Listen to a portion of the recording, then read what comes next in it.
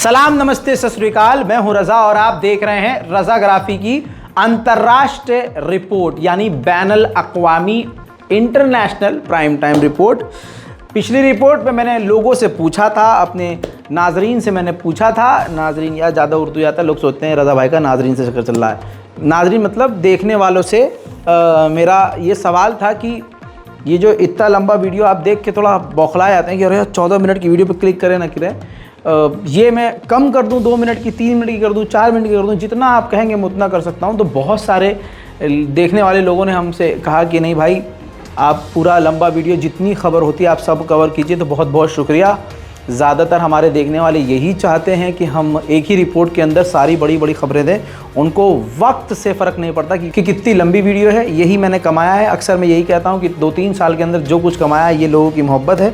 बहुत बहुत शुक्रिया। वक्त ज़ाया ना करते हुए फिर से रिपीट करूँगा कि अंतर्राष्ट्रीय प्राइम टाइम रिपोर्ट के अंदर मैं वो तमाम बड़ी खबरें आपको बता देता हूँ एक ही रिपोर्ट के अंदर जो आपके लिए ज़रूरी है। और फिर से एक बार बता दूँ कि जो हमारे बुज़ुर्ग लोग हैं, जो अपने पोतों से कहते हैं, पोती से कह देते हैं कि बिटिया ज़रा ये रजाग्राफी लगा दो, उस पर एक बार क्लिक करके छोड़ दो, तो वो 15 मिनट में सारी दुनिया की खबर जान लेते हैं। उनको अखबार खोलने की ज़रूरत नहीं है। और आपको पता है अखबार में भी वही छपता है जो सरकार चाहती है।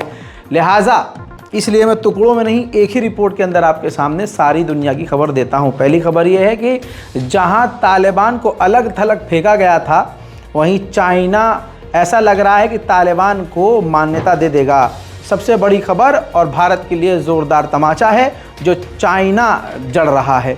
दोस्तों, शी जिनपिंग से डायरेक्ट अफ़गानिस्तान के तालिबान सरकार के राजदूत खुद मिले, परिचय पत्र दिया।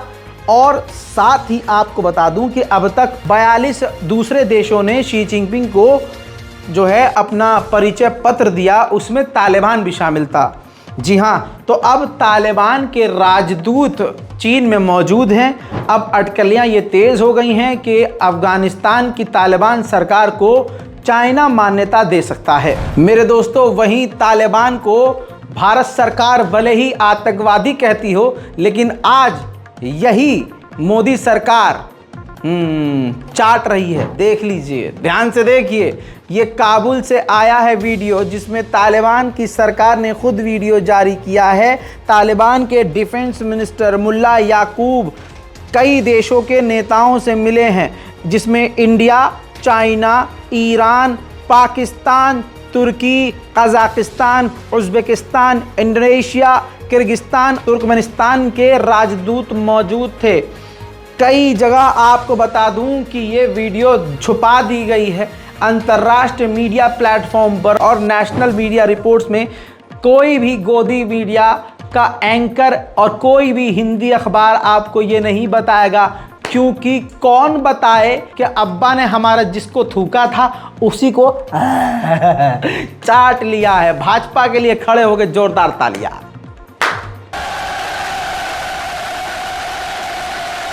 मालदीव को लेकर एक बड़ा मामला सामने आया है। जब से मालदीव के राष्ट्रपति मोहम्मद मोइज़ू ने भारत के खिलाफ उल्टे सुलटे बयान दिए हैं, बहुत ही बुरी मुसीबत में फंस गए हैं। विपक्ष की पार्टियों ने मालदीव के राष्ट्रपति से कहा है कि थोड़ा सा शर्म करो, रिश्ते खराब मत करो, भारत से रिश्ते ठीक करो, पुराने राष्ट्रपति से सीखो और भारत से माफ़ी मांगो। देखना यह है कि मोहम्मद मोइज़ू भारत से माफ़ी मांगते हैं या नहीं। उधर आपको एक ताज़ा जानकारी दे दूं, ईरान के मछुआरों के जहाज़ जिसका नाम ईमान था, उस जहाज़ का आपको बता दूं कि समुद्री लड़ाकों और लुटेरों से बचाया था भारत ने। भारत की नौसेना कितनी ताकतवर है इसी चीज़ से क्लियर हो गया कि भाई एक जहाज़ घिरा हुआ है हथियार बंद गुंडों से, लेकिन दंदनाता हुआ भारत का युद्धपोत वहां पहुंचा और बचा कर ले आया। अब आप कहेंगे पुरानी खबर। नहीं मेरी जान, थोड़ा मौका तो दीजिए। उसी जहाज़ के अंदर सिर्फ ईरानी लोग नहीं थे, कहा जा रहा है कि उसके अंदर 19 पाकिस्तानी मौजूद थे, यानी 19 पाकिस्तानी मछुआरे भी थे। ईरानी और पाकिस्तानी दोनों मछुआरे उसके अंदर मौजूद थे। भारत ने उन पाकिस्तानियों को भी बचाया। भाई हमारा दिल तो ऐसे ही है। उधर आपको बता दूं कि अभी ईरान के वेसल को बचाया कि अगले ही दिन श्रीलंका का वेसल सोमालिया के गुंडों ने घेर लिया, लड़ाकों ने घेर लिया समुद्र में, पायरेट्स ने। के बाद श्रीलंका ने भी हाथ पैर मारे तो भारत का यानी हमारा एक युद्धपोत वहां पहुंचा और फिर से वही चीजें रिपीट करी और श्रीलंका के उस मछुआरों के जहाज को सही सलामत बचाकर ले आया। उधर मैंने पहले ही कहा था पाकिस्तान के लिए कि एक बंदा जो पाकिस्तान का कुछ भला करने की सोच भी रहा था, नाम उसका इमरान खान, जिसने अमेरिका की आंखों में आंखें डाल के कहा था एब्सोल्युटली नॉट। पाकिस्तान के इतिहास के कितने भी नेताओं को उठाकर देख लो, किसी ने अमेरिका को लताड़ नहीं लगाई थी आंखों में आंखें डालकर। बेचारे इमरान खान की शायद यही गलती थी कि अपने मुल्क से ज़्यादा वो वफादारी कर बैठे थे। बहरहाल वफा की सज़ा ये मिली कि उस शख्स को जेल में बंद कर दिया गया, जो आपको पता है, लेकिन जेल में रहते रहते उनको 10 साल की सज़ा सुना दी गई। साथ में उनके शाह महमूद कुरैशी को भी अगले 10 साल तक के लिए सज़ा सुना दी गई है। जी हाँ, और मैंने आपको पहले ही कह दिया था कि इमरान खान को तो ज़िंदगी भर जेल से बाहर नहीं आने देंगे। इल्ज़ाम ये लगाया गया जिसे साबित किया गया कि स्टेट के सीक्रेट इन्होंने लीक किए हैं, एक इलाके के, अपने मुल्क के सीक्रेट लीक किए हैं। तो शाह महमूद कुरैशी और इमरान खान को जेल में 10 साल तक के लिए अब सड़ा दिया जाएगा। और फिर से भविष्यवाणी कर रहा हूं, इमरान खान को अगले 10 साल बाद भी ये जेल से निकलने नहीं देंगे। बलूचिस्तान पाकिस्तान का एक हिस्सा है। बलूचिस्तान के इलाके से कई सारे हमले हुए थे, रॉकेट फायर भी हुए थे। पाकिस्तान की सेना ने बताया है कि हमने कई हमलों को रोका भी है और पाकिस्तानी आर्मी ने यह भी जानकारी दी कि बलूचिस्तान के 15 आतंकवादियों को हमने मार गिराया है। असल में पाकिस्तान की फिलहाल की जो सरकार है वो एक आतंकवादी दहशतगर्द सरकार है। वो सरकार में बने रहने के लिए, सत्ता में रहने के लिए कुछ भी करने को तैयार है। एक तो इमरान खान को 10 साल की सज़ा सुना ही दी गई है, लेकिन इमरान खान की पार्टी जो पीटीआई है, वो पीटीआई पार्टी रैली कर रही थी। उसी रैली के अंदर धमाका होता है जिसमें 4 लोग मारे जाते हैं और दर्जनों घायल हैं।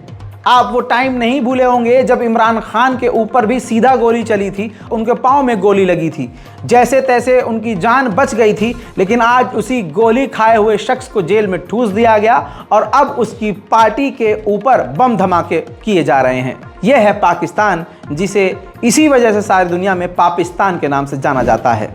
वहीं पाकिस्तान की सरकार ने फैसला लिया है कि वो पाकिस्तान की करेंसी के नोट को मजबूत करेगा और नए नोट लाएगा। हालांकि नोटबंदी वो नहीं करेंगे, भारत के मोदी सरकार के नक्शे कदम पर नहीं चलेंगे, नोटबंदी नहीं करेंगे, नए नोट लागू करेंगे क्योंकि पाकिस्तान के नोट काफ़ी पुराने और कमज़ोर हो चुके हैं। वहीं अमेरिका ने बताया है कि हमने अपनी टीम बनाई और चाइना के हैकिंग सिस्टम को तबाह कर दिया।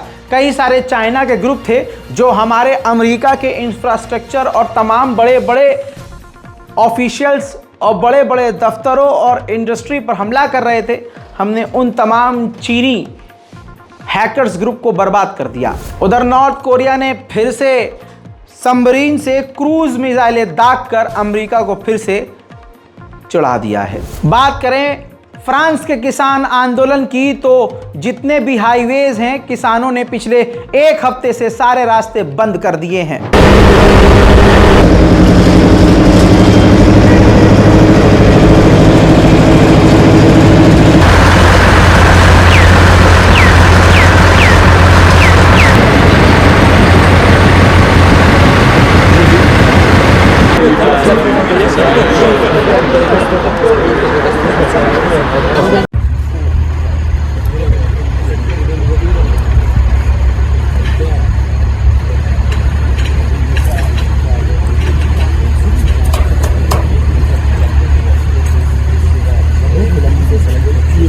तुर्की के ऊपर से कनाडा ने हथियारों की खरीद फरोख्त की पाबंदी हटा दी है, जिसके बाद अब कनाडा किसी भी तरह के हथियार तुर्की को बेच सकता है। इसके बाद आर्मीनिया बुरी तरह से नाराज हो गया है, कहा कि यह सरासर गलत है, हमारे लिए खतरे की खबर है। यूएई और सीरिया के रिश्ते बेहद खराब थे। बस ये मान लीजिए कि सन 2011 के बाद आज सीरिया यूएई ने अपना पहला एम्बेसडर भेज दिया है। फ्रांस के राष्ट्रपति इमैनुअल मैक्रोन ने यूक्रेन को बड़ी डराने वाली बात कह दी है। उन्होंने कहा कि वेस्ट के तमाम देशों को यूक्रेन की मदद करने के लिए तैयार रहना होगा, क्योंकि ऐसा हो सकता है कि अमेरिका यूक्रेन की मदद करना बंद कर दे, क्योंकि डोनाल्ड ट्रंप जीत सकता है। और अगर डोनाल्ड ट्रंप जीता तो यूक्रेन को देना मदद बंद कर सकता है। वहीं रूस के विदेश मंत्री सर्गेई लावरोव ने सामने आकर कहा कि ये जो खबरें उड़ाई जा रही हैं कि रशिया नेटो पर हमला कर सकता है, ये सरासर गलत है। हम तो ये चाहते हैं कि हम दोबारा से शांति ला सकें और जस्टिस हासिल कर सकें, न्याय हासिल कर सकें। सुनिए। Сегодня США объединили 54 всего страны в лагерь, который накачивает Украину оружием, который поставляет в эту страну различных военных специалистов, экспертов, помогают наводить на цели дальнобойные, в том числе вооружения.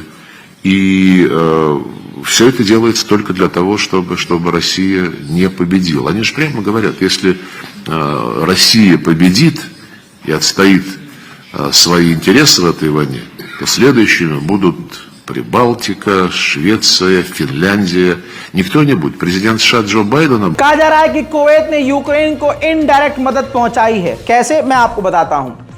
कुवैत ने अपने 100 टैंक क्रोएशिया देश को दे दिए हैं। कहा जा रहा है कि क्रोएशिया उसको रिपेयर करेगा, टेस्ट करेगा, चलाएगा, ग्रीस लगा कर, तेल वेल लगा के चेक करेगा, फिर उसके बाद वो सारे टैंक कुवैत न जाकर सीधा यूक्रेन जाएंगे। मॉस्को के एयर डिफेंस सिस्टम फेल हो रहे हैं। यूक्रेन के ड्रोन हमले के बाद एक बिल्डिंग में आग लग गई।